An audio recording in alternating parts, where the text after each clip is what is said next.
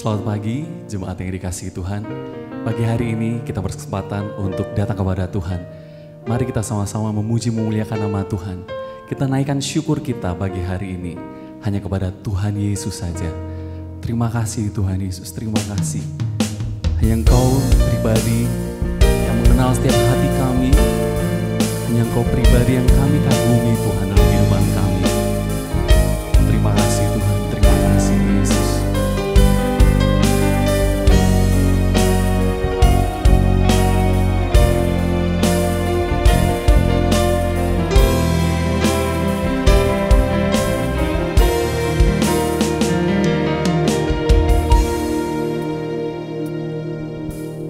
Belum pernah ada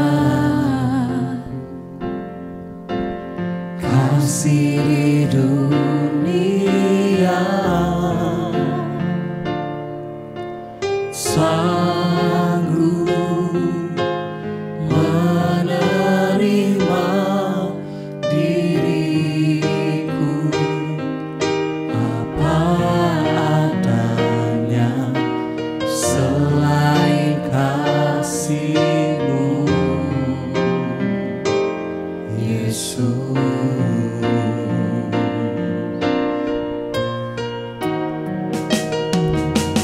takkan ada lagi kasih seperti ini.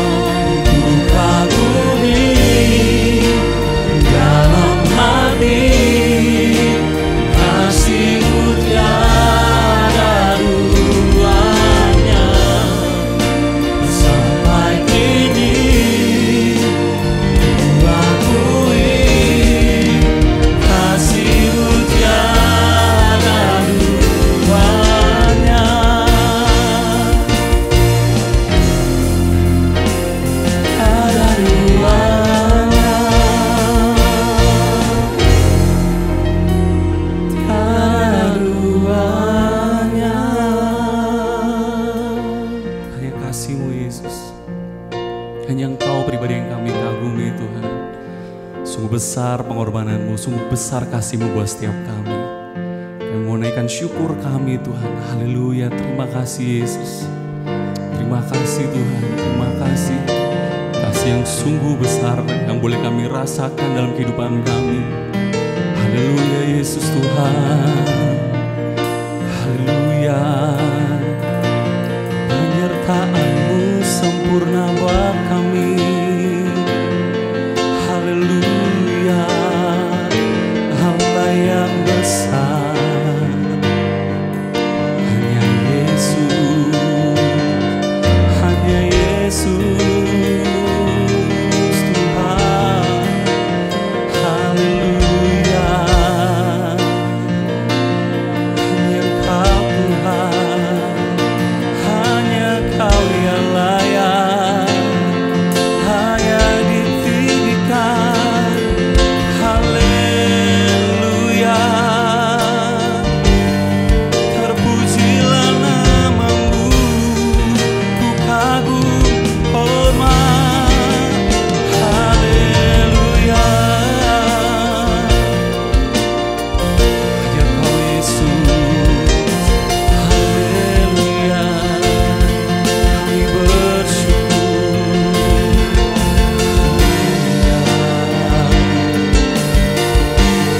Terpujilah nama-Mu Tuhan, kekal selamanya. Haleluya. Glory. Haleluya. Haleluya. Kasih-Mu tiada duanya, kasih-Mu besar, penyertaan-Mu ajaib Tuhan. Haleluya.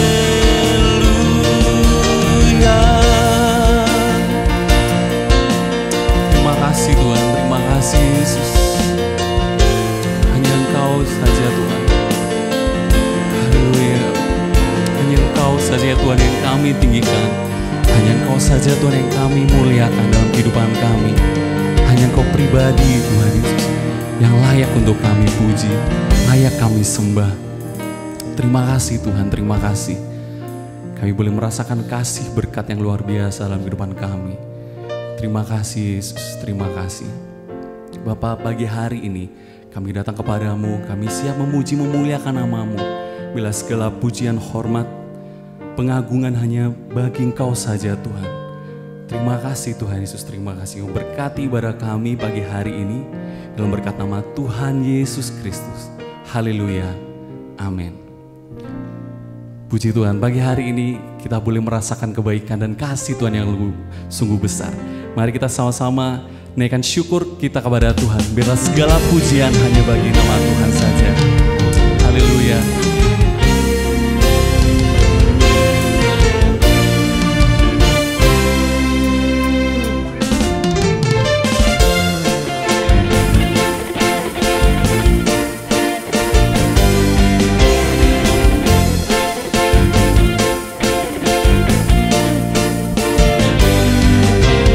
Segala puji syukur hanya bagi-Mu Tuhan.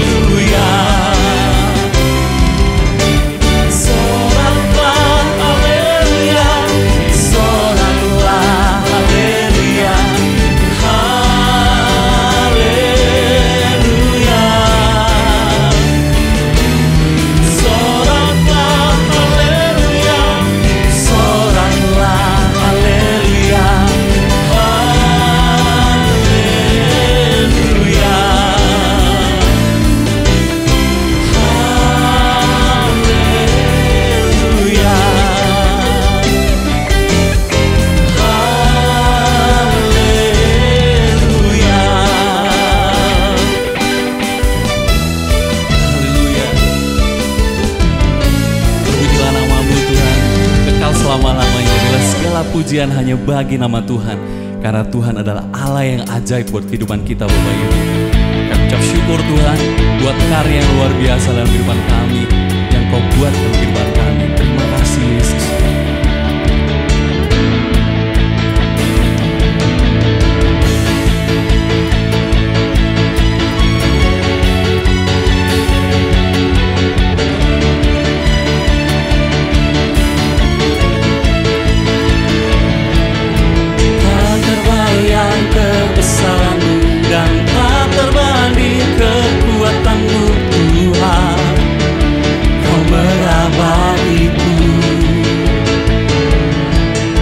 Segenap jiwa dan pengharapan telah kuserahkan untuk rencana-Mu Tuhan.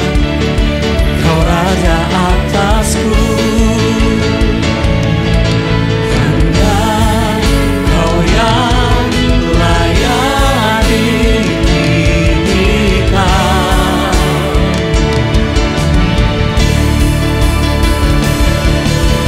Ajaib Tuhan, agung dan perkasa,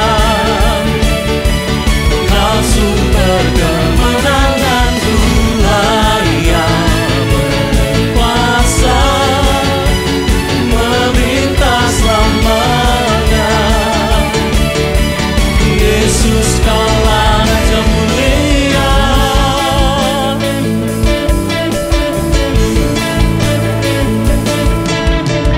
Terbayang kebesaran-Mu dan tak terbanding kekuatan-Mu Tuhan. Kau melah bagiku segenap jiwa dan pengharapan telah kuserahkan untuk rencana-Mu Tuhan. Kau Raja atasku, hanya Kau yang layak ditinggikan.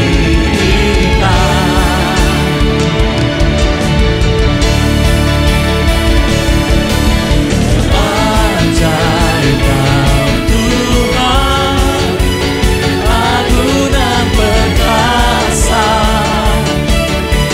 Kau sumber kemenangan, Tuhan yang berkuasa, memerintah selamanya. Yesus, Kaulah Raja mulia.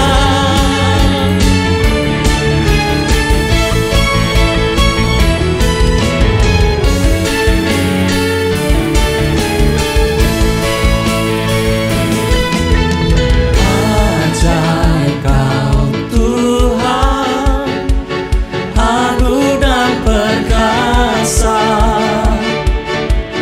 Kau sumber kemenangan, Tuhan yang berkuasa, memerintah selamanya. Yesus, Kaulah Raja mulia. Ajaib Kau Tuhan, agung dan perkasa, Kaulah sumber kemenangan, Tuhan yang berkuasa, memerintah selamanya. Yesus, Kaulah Raja mulia.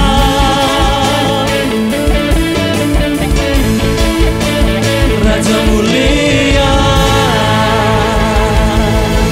Terpujilah nama-Mu Tuhan. Engkaulah Raja mulia dalam kehidupan kami, dan Kau memerintah selama-lamanya atas kehidupan kami. Terima kasih Tuhan. Mari kita siapkan hati kita untuk mendengarkan firman Tuhan pagi hari ini. Haleluya. Bila selama-lamanya Tuhan, kami mau memuji memuliakan nama-Mu, dan Kau yang terutama dalam kehidupan kami Yesus. Haleluya.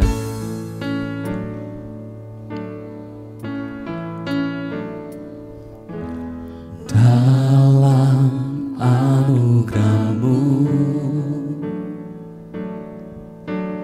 dalam naungan-Mu, ku dapat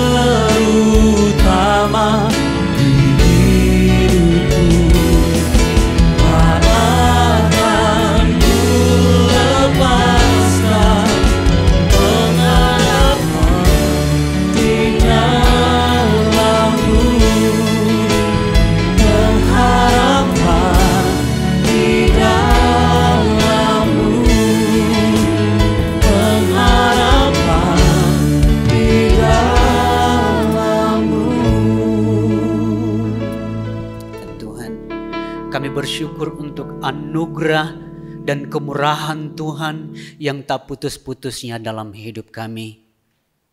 Dalam perjalanan kami mengikut Tuhan, kadang-kadang kami tidak berjalan seperti persis yang Tuhan mau dalam hidup kami.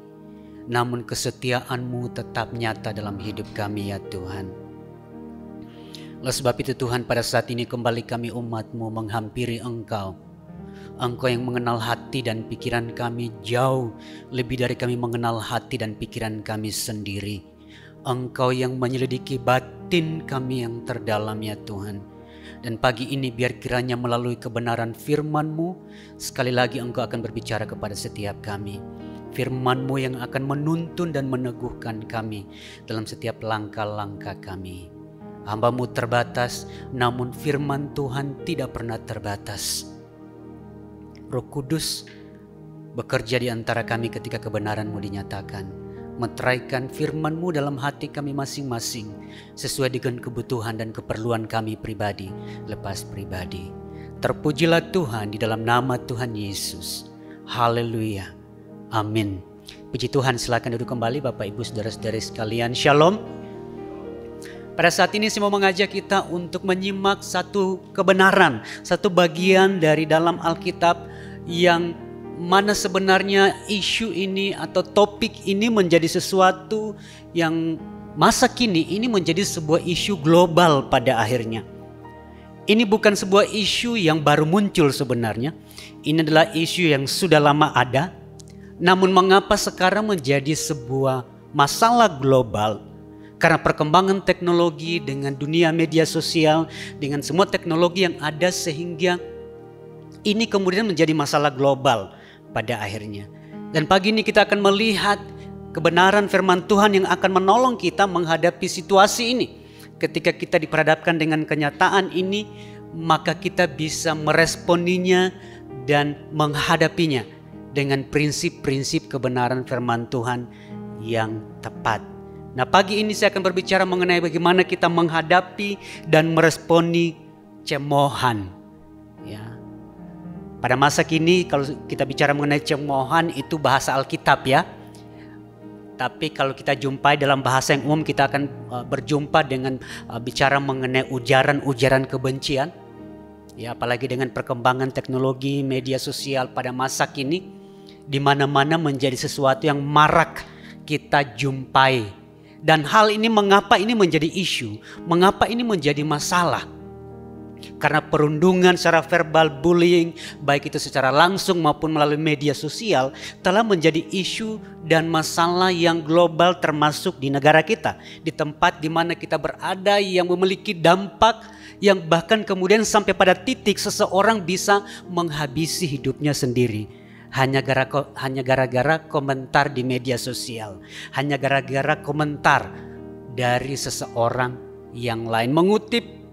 Saya mengutip sebuah survei melihat kenyataan situasi dan kondisi pada hari ini. Saya mengutip sebuah survei yang menunjukkan bahwa survei ini dilakukan pada tahun 2019.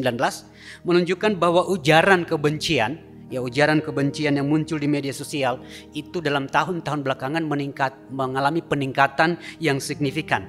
Dalam 2 tahun dari 2017 sampai 2019 waktu dilakukan survei ini itu mengalami peningkatan 5 kali lipat per 2 tahun. Dan bukan hanya itu saja, mengutip sebuah survei yang lain dari Crimson Hexagon melakukan survei dan didapati bahwa lebih dari 70.000 warga netizen meluapkan kemarahan dan ujaran kebencian, ya cemoohan, ya hinaan, cacian, makian di media sosial itu setiap hari rata-rata lebih dari 70.000.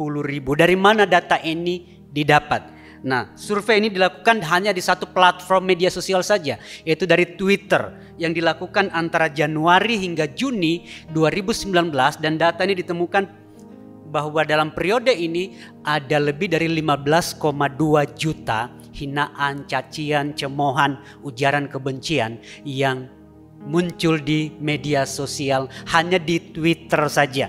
Belum termasuk media sosial yang lain, Facebook dan yang lain-lain, Instagram. Ini menunjukkan bahwa kondisi ini menjadi sebuah masalah yang serius pada akhirnya. Karena hal-hal semacam ini, cemohan, sindiran, kemarahan yang diungkapkan, ya, hinaan yang diungkapkan, itu bisa mempengaruhi mental emosi seseorang. Bahkan kemudian bisa membuat seseorang, seperti yang saya katakan di awal tadi, dan kita melihat realita yang ada, khususnya di antara generasi muda pada hari ini. Komentar-komentar itu sangat mempengaruhi konsep diri, sangat mempengaruhi kepercayaan diri, bahkan kemudian bisa membuat orang bertindak nekat pada akhirnya. Nah, di tengah-tengah atmosfer kondisi yang semacam ini, bagaimana kita sebagai orang-orang percaya menyikapinya? Karena sadar atau tidak, ada orang-orang juga bahkan di dalam gereja yang bergumul dengan hal-hal ini. Itu sebabnya kemudian waktu diminta untuk terlibat dalam pelayanan tertentu, responnya bagaimana? Orang lain saja, jangan saya. Nggak pede, cemas, khawatir. Komentar yang sekarang baik itu warna kulit, ya, model rambut, apalagi yang cukup sensitif belakangan masalah berat badan, ya, ukuran badan, itu bisa menjadi isu yang buat orang kemudian bahkan kehilangan keyakinannya, kehilangan kepercayaan dirinya. Sehingga potensi karunia dan talenta yang Tuhan berikan pada akhirnya menjadi tidak maksimal karena komentar-komentar yang muncul di sekeliling yang mempengaruhi pada akhirnya. Nah, kita akan melihat pagi ini dari satu tokoh yang merupakan tokoh panutan utama kita. Bagaimana menghadapi situasi semacam ini, komentar, cemohan, hinaan, ejekan dari orang-orang di sekeliling kita, dan kita bisa menghadapinya dan menangkalnya serta meresponinya dengan tepat sehingga apa yang Tuhan taruh dalam hidup kita, karunia, talenta kita, itu bisa dimaksimalkan. Kita akan belajar dari satu episode dalam kehidupan Tuhan Yesus yang kita akan fokus pagi ini dari apa yang dialami Tuhan Yesus pada saat menjelang penyaliban. Dari sini kita akan melihat bagaimana kita semua tahu kisahnya, bagaimana Tuhan melewati situasi itu, hinaan, cercaan, celaan, ya, fitnahan yang dihadapi oleh Tuhan Yesus. Namun bagaimana Tuhan Yesus meresponinya, itu akan menjadi pola bagi kita. Yang pagi ini saya akan rangkumkan prinsip kebenaran ini dalam 3 prinsip dasar kebenaran yang akan menolong kita menghadapi isu global yang tadi sudah saya sebutkan. Yang saya rangkumkan dalam 3M. Kita akan melihat M yang pertama kalau kita membaca dari Matius pasal 26 ayat yang ke-63 sampai 64, dan juga dalam pasal 27 ayat yang ke-11 sampai ayat yang ke-12. Di sini kita melihat dalam respon-respon Tuhan Yesus, di situ kita bisa melihat bahwa M yang pertama menghadapi serangan-serangan verbal, ya, hinaan, cemohan, cacian, ejekan, ya. Dimulai dengan apa? Kita mengenali diri kita sendiri, siapa kita. Nah, 3M ini urutannya tidak bisa dibalik. Jadi 3M yang saya akan sharing dari kebenaran firman Tuhan pagi ini urutannya tidak bisa dibalik. Karena dia akan saling mempengaruhi pada akhirnya. M yang pertama ini bicara mengenai bagaimana kita mengenali diri kita sendiri. Kalau kita membaca dalam ayat-ayat ini, di sini kita akan melihat, kalau kita melihat dalam Matius 26 ayat 63 dan 64 dan Matius 27 ayat 11 12, apa yang dinyatakan oleh Tuhan Yesus di sini ketika berhadapan dengan orang-orang yang mencemooh, mencaci, menghinanya, menuduhnya, bahkan menfitnahnya. Namun kita melihat di sini Tuhan Yesus tidak mudah terpicu dengan semua itu, karena dia tahu persis identitas dirinya, siapa dia yang sesungguhnya. Matius 26 ayat 63 sampai 64, demikian bunyi firman Tuhan. Tetapi Yesus tetap diam. Lalu kata imam besar itu kepadanya, demi Allah yang hidup, katakanlah kepada kami, apakah engkau Mesias, anak Allah atau tidak? Jawab Yesus, engkau telah mengatakannya. Akan tetapi aku berkata kepadamu, mulai sekarang kamu akan melihat Anak Manusia duduk di sebelah kanan yang Maha Kuasa dan datang di atas awan-awan di langit. Pasal 27 ayat 11 dan ayat 12. Lalu Yesus dihadapkan kepada wali negeri, dan wali negeri bertanya kepadanya, engkaukah raja orang Yahudi? Jawab Yesus, engkau sendiri mengatakannya. Tetapi atas tuduhan yang diajukan imam-imam kepala dan tua-tua terhadap dia, ia tidak memberi jawab apapun. Mengapa mengenali siapa diri kita itu menjadi prinsip dasar penting yang kita perlu pahami ketika menghadapi komentar orang-orang yang ada di sekeliling kita. Karena pengenalan akan diri kita itu akan mempengaruhi bagaimana kita berespon, bereaksi, akan mempengaruhi emosi kita. Dan kita hidup di tengah-tengah dunia di mana situasi dan kondisi di sekeliling kita sangat mempengaruhi bagaimana kita melihat diri kita. Dari kita lahir, komentar, situasi, kondisi yang ada di sekeliling kita ikut mempengaruhi bagaimana kita melihat diri kita. Bagaimana kita dibesarkan oleh keluarga kita, bagaimana komentar-komentar dari keluarga kita sendiri, dari orang tua kita sendiri, akhirnya membentuk kita menjadi pribadi yang seperti apa. Bagaimana kita melihat diri kita, ketika kita dibesarkan dengan kritikan, dengan cemoohan, apa yang terjadi? Kita menjadi tidak yakin, kita bahkan tidak mengenali akhirnya potensi-potensi dalam diri kita sendiri. Bahkan kita kemudian menjadi didikte oleh apa kata orang mengenai kita.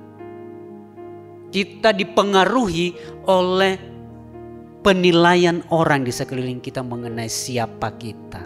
Sehingga kemudian kita menjadi terpengaruh dengan apa yang dinyatakan orang terhadap kita. Sehingga kita tidak lagi mengenali potensi-potensi yang Tuhan taruh di dalam diri kita. Identitas akan diri kita yang sesungguhnya ketika Tuhan menciptakan kita.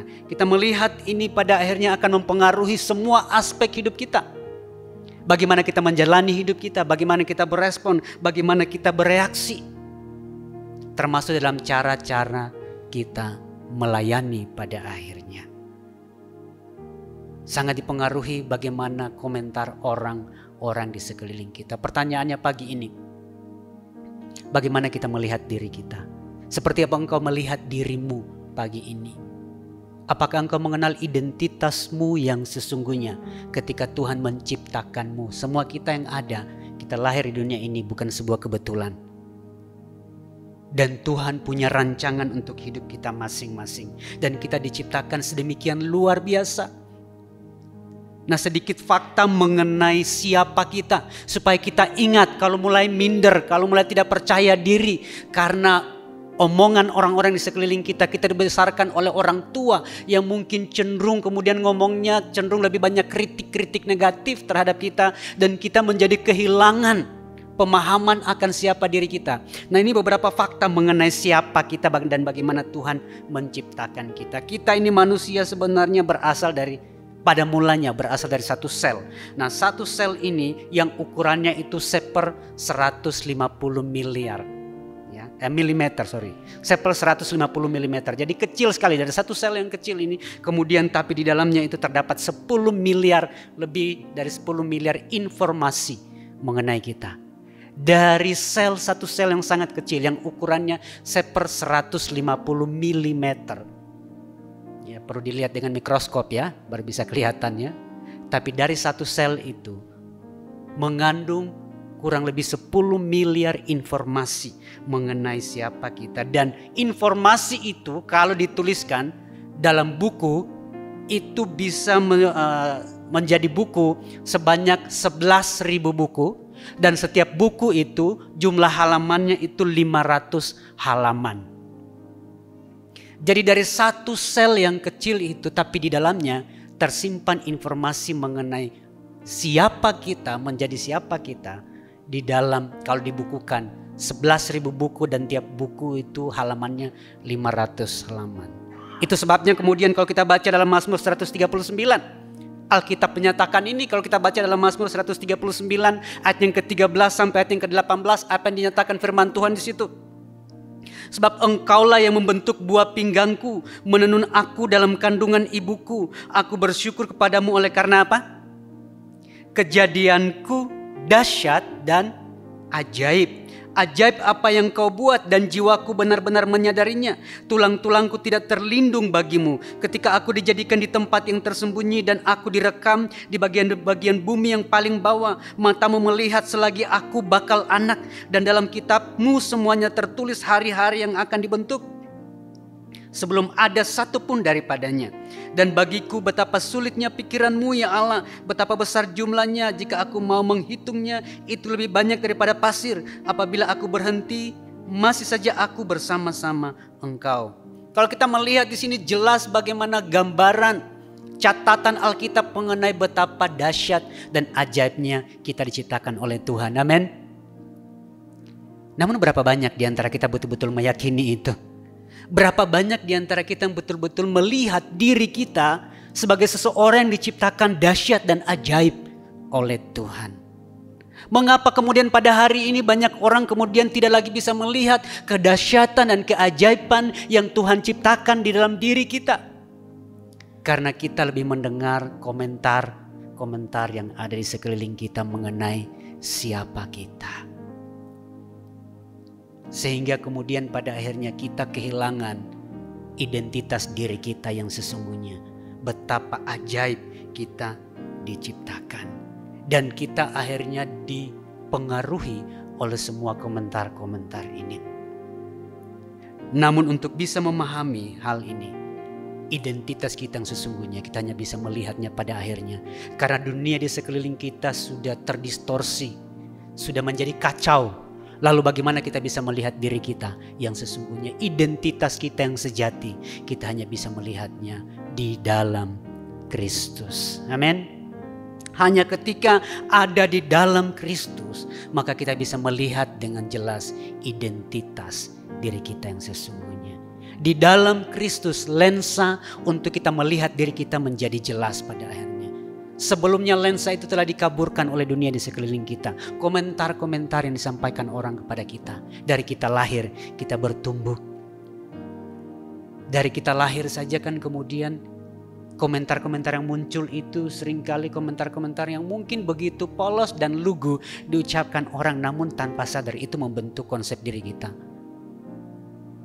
Komentar seperti apa misalnya yang mungkin biasa kita jumpai, tapi sadarkah kita bahwa komentar itu mempengaruhi konsep diri dari orang yang dikomentari? Seringkali kita jumpai komentar yang paling pertama apa? Tampilan fisik, betul? Kita jumpa dengan baik apa komentar kita? Wah, cabi, cantik, ganteng gitu ya. Komentar fisik. Sehingga akhirnya kemudian apa yang terjadi? Kita bertumbuh berdasarkan apa yang kita dengar pada akhirnya. Wah, kamu terlalu pendek, kamu terlalu tinggi, kamu terlalu gemuk, kamu terlalu kurus. Nah, bagaimana kita melihat diri kita pada akhirnya? Saya bertumbuh, Bapak Ibu bisa lihat ya. Postur saya mungil, ya, imut. Waktu pertama kali saya meresponi panggilan Tuhan ke sekolah teologi, pikiran yang terlintas dalam pikiran saya nanti melayani kira-kira jemaat mau dengar gak kalau saya ngomong. Karena saya bisa jadi tenggelam di balik mimbar yang besar, tidak kelihatan, ya cuma dari leher saja kelihatan, begitu mungil. Mempengaruhi kepercayaan diri saya. Kalau saya ngomong kira-kira orang mau dengar, karena biasanya kan kalau bicara mengenai pemimpin itu kan gambaran yang kita punya apa? Seorang yang gagah, ya tinggi, besar begitu penampilannya, kekar, ya kokoh begitu ya. Nah saya kecil, mungil, imut, kalau saya ngomong orang dengar enggak? Dari mana pemikiran itu muncul?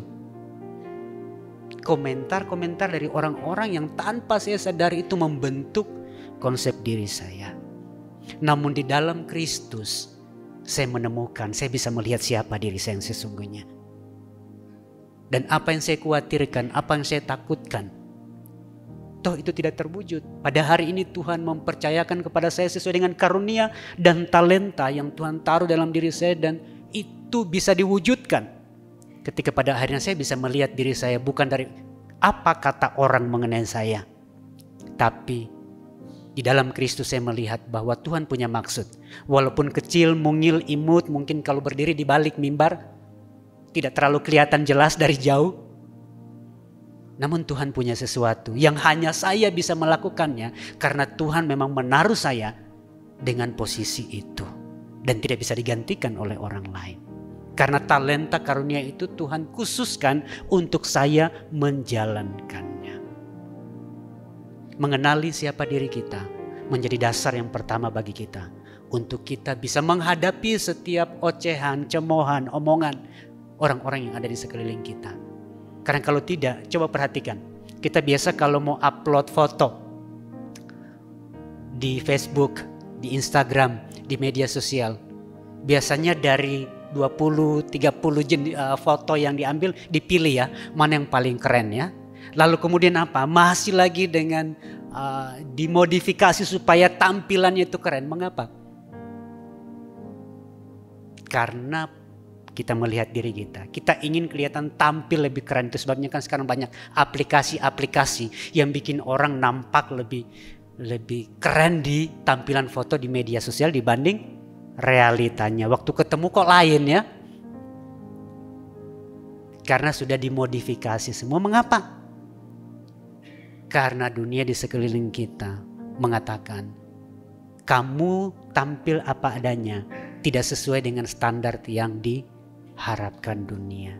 Namun identitas kita di dalam Kristus, kita unik dan berharga dan spesial. Amin. Dengan semua kekurangan-kekurangan yang kita miliki. Itu yang pertama. Lalu kemudian yang kedua kita melihat dalam Matius 26 ayat yang ke-39. Lalu kemudian ayat 42 dan ayat 53 dan 56. Dari sini kita melihat yang kedua yaitu Tuhan Yesus mengenali akan panggilan dan tujuan hidupnya. Panggilan dan tujuan hidupnya jelas. Untuk kita tidak terpengaruh dengan semua komentar-komentar yang ada di sekeliling kita. Yang akhirnya mempengaruhi reaksi dan respon kita. Mempengaruhi kondisi emosional kita. Sehingga kita tidak menjadi stres, kita tidak menjadi tertekan. Karena komentar orang-orang di sekeliling kita. Yang kedua yaitu kita mengenali panggilan dan tujuan hidup kita. Untuk apa saya lahir di dunia ini? Kalau kita melihat di sini dalam ayat-ayat ini, meskipun tantangan yang dihadapi berat, kesulitan menekan, namun kalau kita tahu tujuan dan panggilan hidup kita, maka kita bisa menghadapi semuanya dengan satu keyakinan. Kalau kita melihat dalam ayat-ayat ini dalam Matius pasal 26 ayat 39, 42, 53 dan 56, di situ jelas Tuhan Yesus menyatakan dia tahu apa yang menjadi tujuan dan panggilan hidupnya. Ayat yang ke-39, maka ia maju sedikit lalu sujud dan berdoa katanya, ya Bapakku, jikalau sekiranya mungkin biarlah cawan ini lalu daripadaku, tetapi janganlah seperti yang ku kehendaki, melainkan seperti yang Engkau kehendaki. Lalu ia pergi untuk kedua kalinya dan berdoa katanya, ya Bapakku, jikalau cawan ini tidak mungkin lalu kecuali apabila aku meminumnya, jadilah kehendak-Mu. Ayat yang ke-53, atau kau sangka bahwa aku tidak dapat berseru kepada Bapakku supaya ia segera mengirim lebih dari 12 pasukan malaikat membantu aku? Jika begitu bagaimana akan digenapi yang tertulis dalam kitab suci yang mengatakan bahwa harus terjadi demikian? Pada saat itu Yesus berkata kepada orang banyak, sangkamu aku ini penyamun, maka kamu datang lengkap dengan pedang dan pentung untuk menangkap aku. Padahal tiap-tiap hari aku duduk mengajar di bait Allah dan kamu tidak menangkap aku.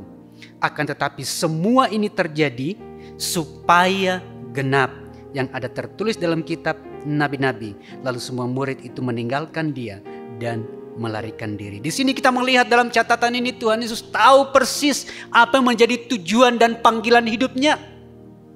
Sehingga menghadapi tekanan, menghadapi situasi yang sulit, menghadapi kondisi yang menekan, yang tidak mudah, dia tetap maju karena dia tahu tujuan dan panggilan hidupnya. Ketika kita tahu apa menjadi tujuan dan panggilan hidup kita, tantangan, pergumulan yang kita hadapi tidak akan membuat kita menyerah dengan mudah. Amin. Hidup hari-hari ini memang tidak semakin mudah, namun semakin sulit. Berat, banyak tantangan. Namun kalau kita tahu apa yang menjadi tujuan dan panggilan hidup kita, seberat apapun tantangan yang kita hadapi, apapun yang orang mau katakan mengenai kita, kita tetap berderap maju untuk menggenapi tujuan dan panggilan itu. Amin. Karena kalau kita tidak tahu apa yang menjadi tujuan dan panggilan hidup kita, pada akhirnya kita disetir oleh apa kata orang.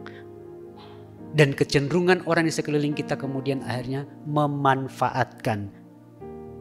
Kalau kita tidak tahu apa yang menjadi tujuan dan panggilan hidup kita. Itu bukan hanya di luar sana, bahkan kalau kita bicara mengenai dunia pelayanan, kita masuk dalam pelayanan, kita bisa kemudian kehilangan arah ketika akhirnya semua kita terima, yang pada akhirnya kita sendiri kehilangan keseimbangan dalam hidup.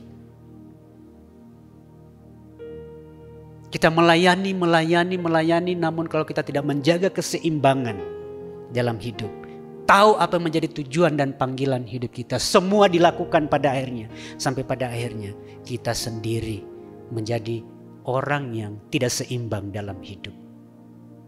Itu bahkan dalam hal-hal rohani, dalam pelayanan-pelayanan rohani. Apalagi dalam kehidupan kita di dunia di mana Tuhan menempatkan kita di marketplace.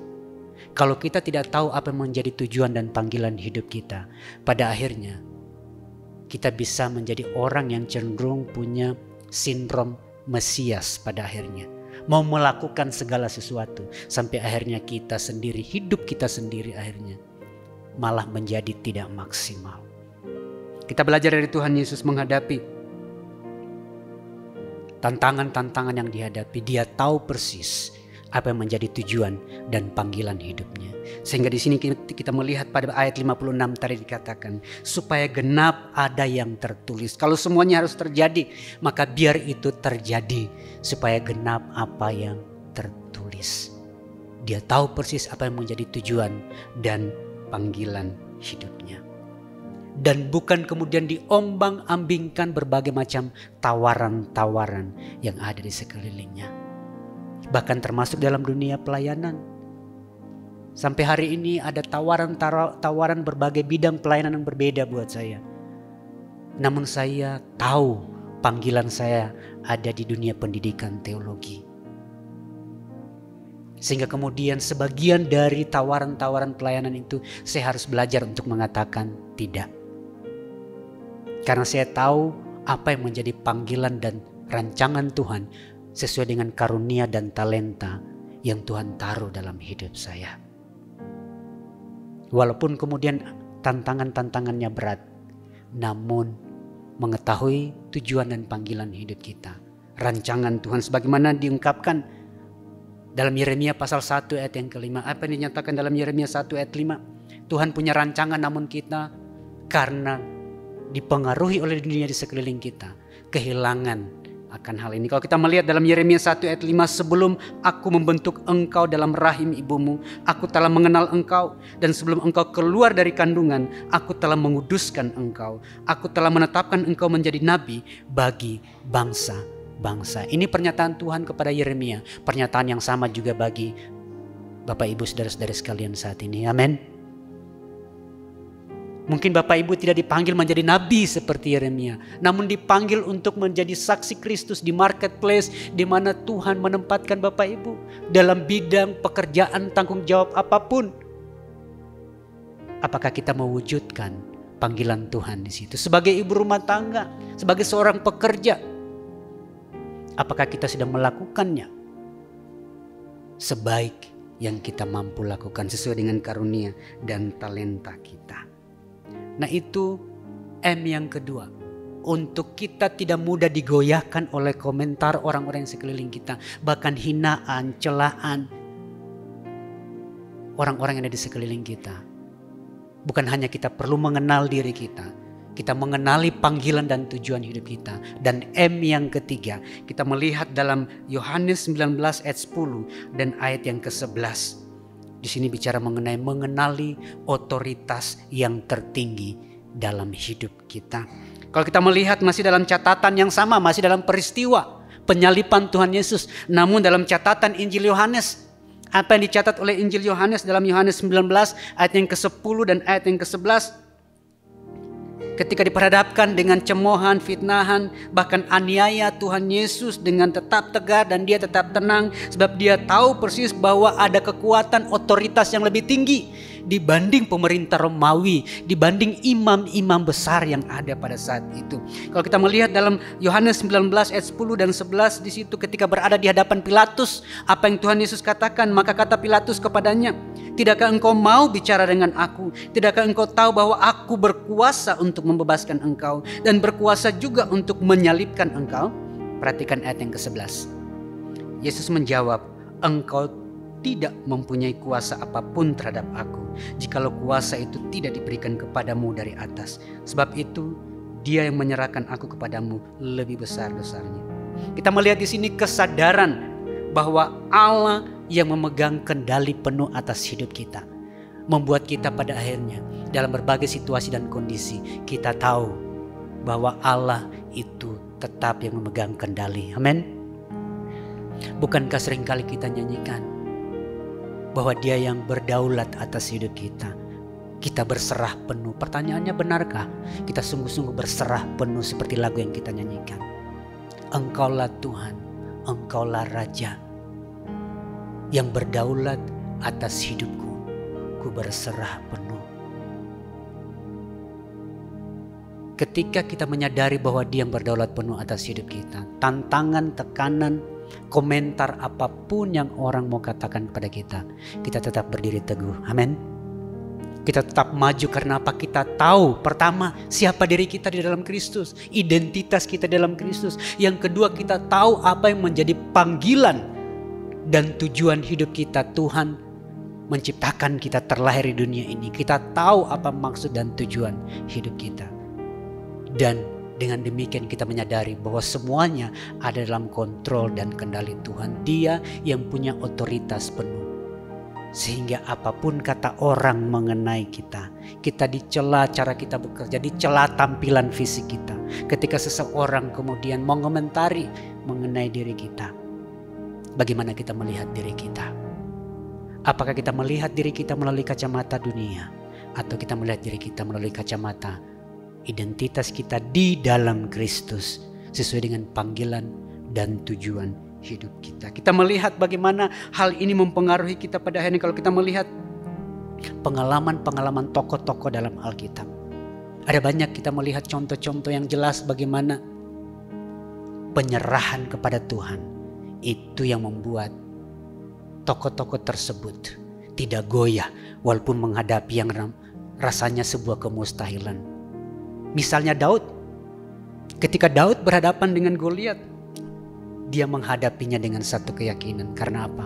Walaupun secara fisik Daud kalah dalam segalanya, namun kalau kita membaca dalam catatan 1 Samuel, di situ jelas terlihat. Kita melihat bagaimana Daud datang menghadapi Goliat dalam 1 Samuel 17 ayat 34 sampai 47. Jelas di situ bahwa dia datang dengan satu keyakinan, kepercayaan bahwa Allah yang berotoritas penuh atas hidupnya. Sehingga yang namanya mustahil nampak mustahil sekalipun menghadapi Goliat, Daud tidak goyah. Kemustahilan apa yang sedang engkau hadapi pada hari-hari ini? Tantangan-tantangan apa yang sedang engkau hadapi pada hari ini? Pergumulan-pergumulan apa yang sedang engkau hadapi pada hari ini? Jangan pernah lupa, Dia yang berotoritas penuh atas hidup kita. Amin. Manusia bisa merancangkan berbagai hal. Kalau bukan atas seizin Tuhan, maka itu tidak akan menimpa kita. Dan kalaupun hal yang buruk terjadi dalam hidup kita, Dia ada bersama dengan kita melewati lembah-lembah kekelaman sekalipun. Dia tidak pernah meninggalkan kita. Bukankah firman Tuhan mengatakan bahwa gada dan tongkatnya itu yang menjadi pelindung dan kekuatan bagi kita senantiasa. Menghadapi berbagai komentar di sekeliling kita, penilaian orang di sekeliling kita yang bisa mengalihkan fokus kita, 3M ini akan menolong kita untuk tetap berjalan dengan kepala yang tegak, memaksimalkan potensi dan karunia yang Tuhan taruh dalam hidup kita, dan tidak mengizinkan dunia dengan konsep-konsep yang ada mempengaruhi kita, sehingga kita bisa berjalan maju dengan kepala tegak, memaksimalkan karunia talenta kita sesuai dengan tujuan dan panggilan hidup kita. Namun harus dimulai dengan kita mengenali siapa diri kita di dalam Kristus, identitas kita. Harus mulai dari situ. Lalu kemudian kita mengenali tujuan dan panggilan hidup kita. Untuk apa saya ada di sini? Bukan sebuah kebetulan. Mungkin ada orang merasa saya lahir dari sebuah kecelakaan. Orang tua saya tidak merencanakan saya. Di mata Tuhan tidak ada namanya kelahiran karena kecelakaan. Tadi kita sudah baca firman Tuhan. Tuhan sudah mengenal engkau bahkan sebelum engkau lahir. Dan otoritas kedaulatan Tuhan atas hidup kita yang akan menuntun dan membimbing dalam setiap langkah-langkah hidup kita. Kiranya kebenaran ini akan menolong kita. Tidak lagi menjadi orang yang minder. Tidak lagi menjadi orang yang tidak percaya diri. Tidak lagi menjadi orang yang menyia-nyiakan talenta dan karunia yang Tuhan beri hanya karena terpengaruh komentar-komentar di sekeliling kita. Cemoohan orang-orang di sekeliling kita yang cenderung merendahkan, meragukan kemampuan kita. Namun kita tahu persis siapa kita dan apa yang Tuhan taruh dalam hidup kita. Dan Tuhan yang beserta dengan kita adalah Tuhan yang kekal dan yang perkasa, yang tidak pernah gagal dalam hidup kita. Amin. Kiranya Tuhan menolong kita menjadi orang-orang yang semakin maksimal dalam hidup kita. Mari kita akan nyanyikan lagu Engkaulah Tuhan, Engkaulah Raja, berdaulat atas hidupku, ku berserah penuh. Biar kiranya lagu ini mengingatkan kita diciptakan dahsyat dan ajaib. Identitas kita dalam Kristus sebagai orang-orang yang spesial di mata Tuhan. Dan Dialah yang mengendalikan hidup kita. Biar kiranya lagu ini menjadi doa kita sekali lagi kepada Tuhan. Kita mau belajar berserah penuh kepada Tuhan. Haleluya. Haleluya. Haleluya.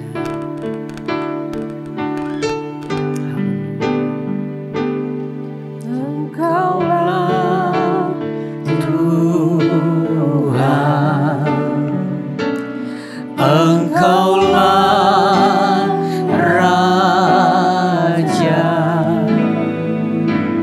berdaulat atas hidupku, ku berserah penuh. Engkaulah Tuhan, Engkaulah Tuhan, Engkaulah Raja, berdaulat atas hidupku, ku berserah penuh.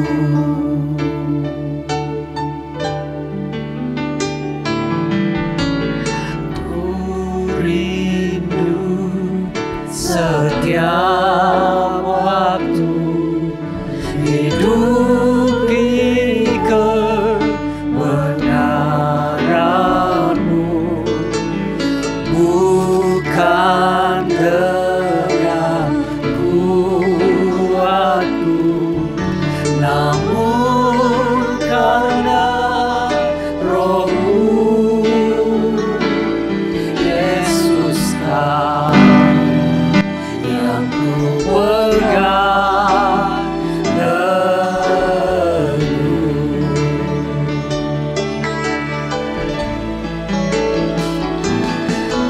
Engkaulah Tuhan, Engkaulah Raja, berdaulat atas hidupku, ku berserah penuh. Engkaulah Tuhan. Haleluya. Haleluya. Benar ya Tuhan. Ini yang menjadi pengakuan kami. Engkau saja yang berdaulat penuh atas hidup kami. Haleluya. Haleluya.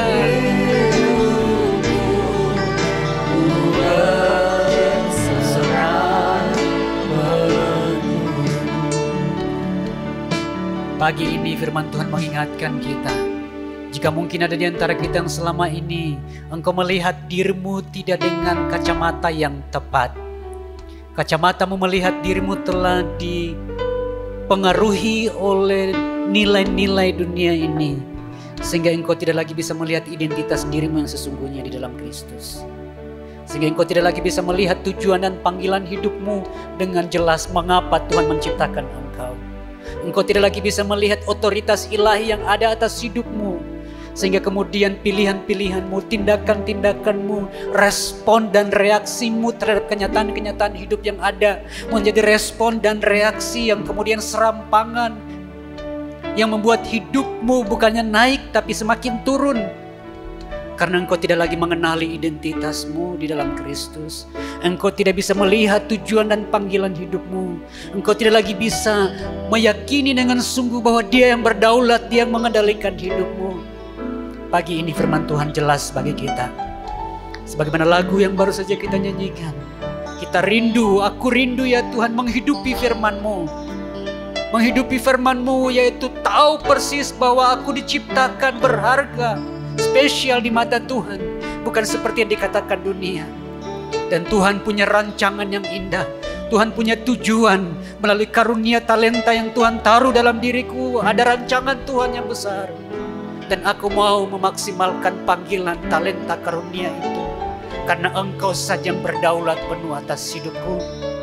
Tantangan boleh menghempas, badai hidup boleh menekan. Namun Engkau yang berdaulat penuh. Terima kasih Bapa di sorga. Terima kasih ya Tuhan. Pagi ini ya Tuhan, hamba-Mu telah berhenti memperkatakan kebenaran-Mu. Biar kiranya kebenaran-Mu ini menjadi hidup dalam diri kami. Kebenaran-Mu ini menjadi sumber kekuatan bagi kami. Melewati hari-hari kami. Mendengar setiap komentar orang-orang di sekeliling kami. Apa kata orang di sekeliling kami. Itu tidak akan lagi menyetir dan mengendalikan kami. Namun apa kata firman-Mu mengenai siapa aku. Apa rancangan-Mu. Itulah yang akan menuntun dan membimbing senantiasa. Sehingga tidak lagi akan menjadi orang yang minder. Tidak lagi menjadi orang yang tidak percaya diri. Tidak lagi menjadi orang yang stres dan depresi karena apa kata orang. Stres dan depresi karena kenyataan-kenyataan hidup yang ada. Karena kami tahu bahwa Engkau yang berdaulat penuh atas segalanya. Sehingga kami akan tetap kuat, tegar melangkah dengan satu keyakinan dan kepastian. Bahwa Tuhan mengenal dan Tuhan membimbing dan menolong senantiasa. Terpujilah Tuhan. Kami terima kebenaran-Mu dan biar kiranya Roh Kudus Engkau yang akan memampukan kami menghidupi firman-Mu hari lepas hari. Setiap langkah dalam perjalanan hidup kami selama Tuhan mengizinkan kami berjalan di muka bumi ini. Firman-Mu ini yang akan senantiasa menjadi penuntun dalam apapun yang kami lakukan. Di dalam apapun yang kami hadapi hari lepas hari. Roh Kudus, kami bergantung kepadamu. Engkau yang akan memampukan kami. Di dalam nama Tuhan Yesus. Haleluya. Amin. Tuhan memberkati.